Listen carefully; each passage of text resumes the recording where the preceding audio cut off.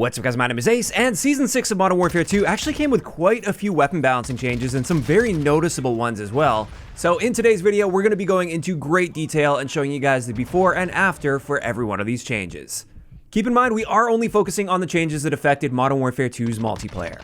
And diving right into it, let's start it off with the SMG category, and with this, the Lachmann Shroud just had a few minor damage adjustments here. You can see first up, the upper torso damage was reduced across the board, but not by enough to change the number of shots to kill, aside from really long ranges. Instead of being a 4-shot kill to the upper torso, now it's a 5-shot kill. And then on top of this, there was a slight buff to the damage in the second damage range for every body multiplier aside from the upper torso. And at the end of the day, these changes don't really make a big impact on the performance of this gun. Aside from those long range engagements, it's just going to be a little bit less consistent with that 5-shot kill beyond 34.5 meters. So as long as you're playing to the strengths of this gun and keeping yourself within that 34.5 meter range, which you probably should be with this gun anyway, then you likely won't notice any difference here whatsoever. After that, the Minibak got some well-deserved buffs here. The first thing they did is they increased all of the damage ranges aside from our 6-shot kill potential, and that is a nice noticeable boost, especially to our 3-shot kill potential. But on top of this, and more importantly,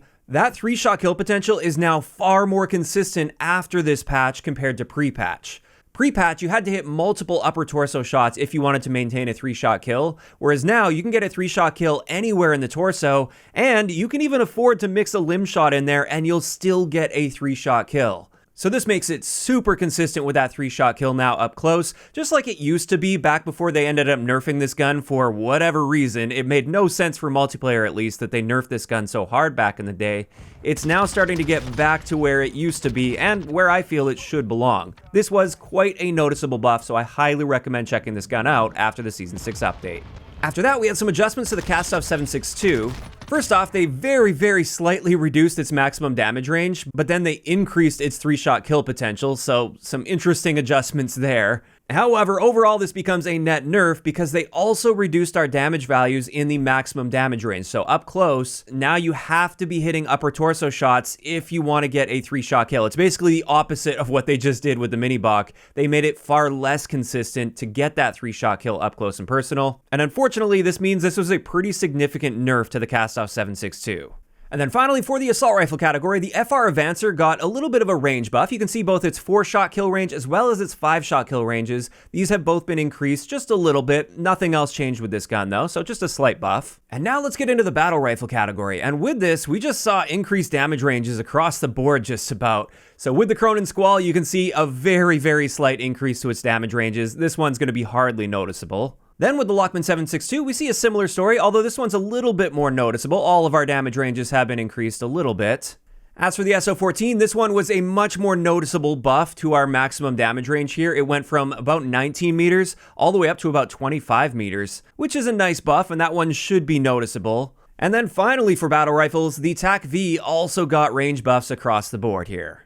Now, let's move on to the shotgun category, and 3 of the shotguns had range adjustments done to them. The first one was the Expedite 12, and in the patch notes, they stated they increased the mid-damage range, and this was a very noticeable increase. This is actually our 1-shot kill potential. It went from 10 meters out to about 13 meters, which is pretty much equal to the 1-shot kill potential of the Bryson 800. And that's interesting because the Expedite 12 is a semi-auto. Now, keep in mind, this is with a well-centered shot using attachments that tighten up your pellet spread. But still, that's a very big buff to the Expedite 12, and I definitely recommend giving it a shot because this should be a very noticeable buff. As for the Bryson 800, in the patch notes they stated they reduced our far damage range, which they did, as we can see there. We went from being able to hit our target at about 27 meters down to about 25.5 meters, which is now equal to the Bryson 890. However, in my testing, I also noticed our 1-shot kill potential appeared to get a bit of a buff here. I don't know if it came with this update or if they snuck it in somewhere else, or maybe my testing was just a little bit off or something in a previous update,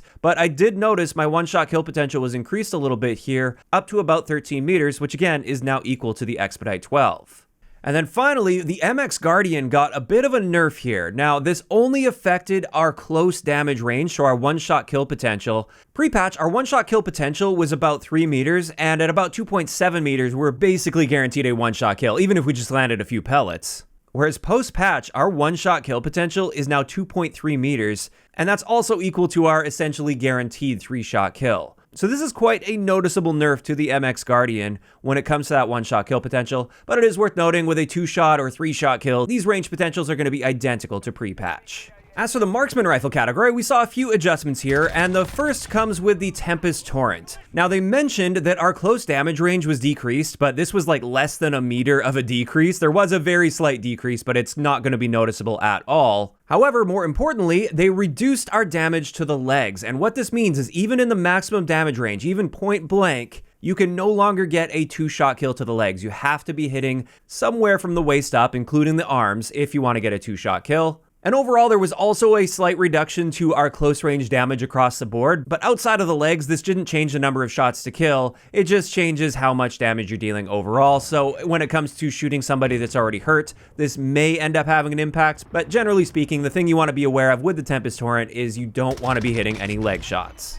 After that, we've got the Lockwood Mk2, and this one got some buffs in a recent update, and it got buffed again with this update. First off, our sprint out time was improved to the point where it's now almost as good as an SMG when it comes to our sprint out time. It's now 130 milliseconds for our standard sprint out time, which is insane. But on top of this, they mentioned an increase to our hipfire movement speed. However, based on my testing, this didn't appear to change at all, or if there was a change, it's negligible.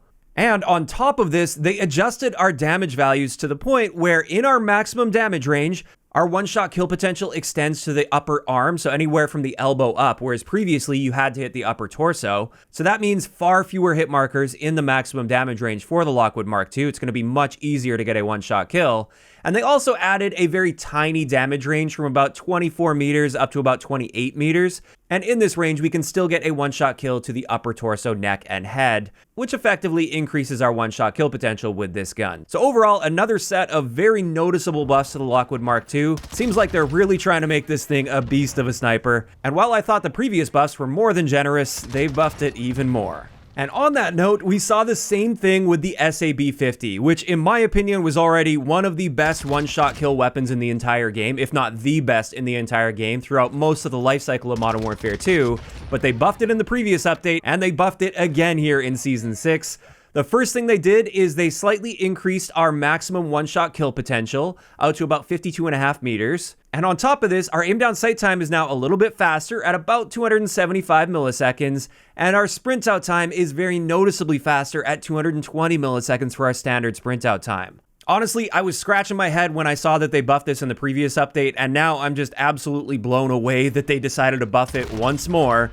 But the SAB-50 is even more powerful after Season 6.